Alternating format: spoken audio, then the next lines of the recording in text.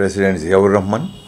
তিনি বাংলাদেশের মহান রাষ্ট্রপতি এবং সম্ভবত সবচাইতে জনপ্রিয় রাষ্ট্রপতি ছিলেন।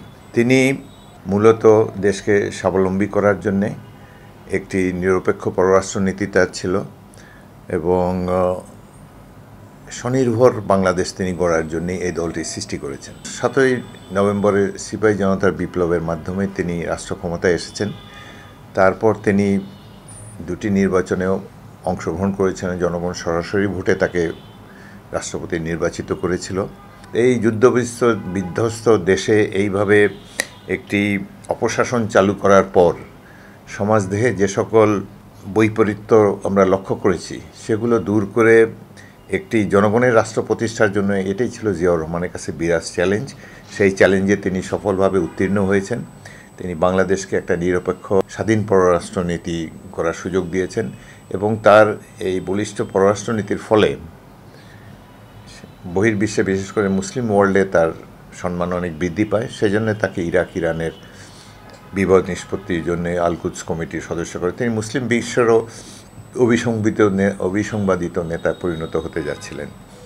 এছাড়া অর্থনৈতিক ক্ষেত্রে এই যে আজকে গার্মেন্ট ফ্যাক্টরি যে বাংলাদেশে যে major foreign exchange earner garments, এরও সূচনা তিনি করেছিলেন তার আমলে। বেসরকারি খাতকে উৎসাহিত করে গার্মেন্ট শিল্পের তিনি সূচনা করেন। নানা দিক দিয়ে আজকে বাংলাদেশ যে সকল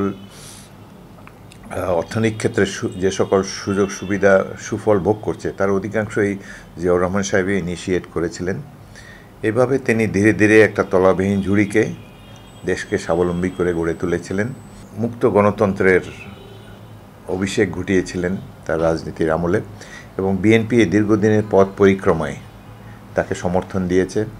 প্রত্যেকটি ক্ষেত্রে বিএনপিকে তিনি গঠন করেছিলেন। তখন দেশের জ্ঞানীগুণী ব্যক্তিরা বি চৌধুরী, মশিউর রহমানের মতো নানান তখনকার দিনে রাজনীতিক মহিরুরা সবাই তাকে সমর্থন করেছিল।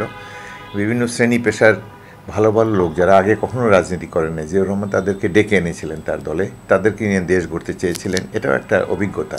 জিয়াউর রহমান নাই, কিন্তু তার আদর্শ রয়েছে। তার যে বাংলাদেশি জাতীয়তাবাদ, সেটাই বিএনপির পথ চলার মূল শক্তি এবং এই বাংলাদেশি জাতীয়তাবাদের পতাকা বহন করে বিএনপি এখনও জনপ্রিয়তার শীর্ষে রয়েছে। এটি জিয়াউর রহমানের আদর্শের শক্তি এবং আমরা অত্যন্ত ভাগ্যবান যে আমরা শহীদ রাষ্ট্রপতি জিয়াউর রহমানের দলের একজন সদস্য এবং আশা করি বিএনপি যা কিছু বিচ্যুতি, যা কিছু অসুবিধা অতীতে হয়েছে সেটি জিয়াউর রহমানের আদর্শ থেকে কিঞ্চিত সরে যাওয়ার ফলেই হয়েছে। তো সুতরাং এখন আমরা সবাই অত্যন্ত সচেতন। তারেক রহমানের নেতৃত্বে, বেগম খালেদা জিয়ার নেতৃত্বে আমরা জিয়ার রাজনীতিকে, জিয়ার প্রদর্শিত পথেই পথ চলতে চাই এবং এভাবেই আমরা বিএনপিকে এগিয়ে নিয়ে যেতে চাই জিয়াউর রহমানের আদর্শের পথ বেয়ে।